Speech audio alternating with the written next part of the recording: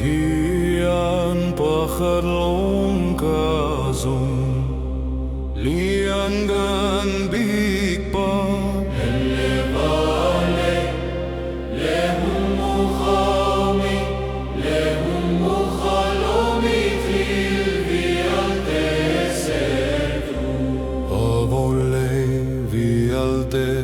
lana pani ashinmi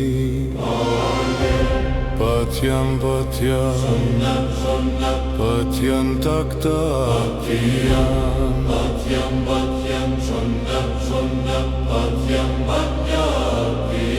Hefin mi an silo zaizong vialte asertupa Hebum katansi Abur me filante nana chimma bachukan ma minung lekan khamnak javan chung inarung tumi thiang clara lengak no meri thongin minung acham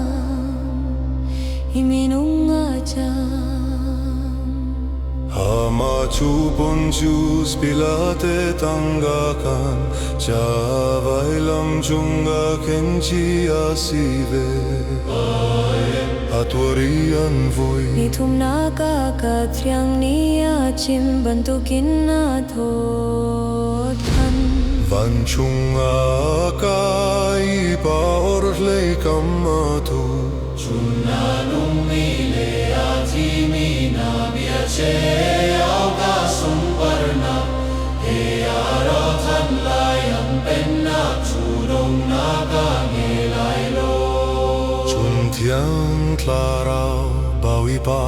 nunnak petu Pasini na chuakmi pale fappa he mungkat abiak mile sumparnak pekmi Prophet nak min biachimmi khagazo Ohorne viante Viachum chunpakhay atimmi Khattalik lelam kaltu Rifa bukazum Suangay tiam na jati pilnak Pakhalong ka chohlani Miti tau thanak le malay Vaulay nun na ka nga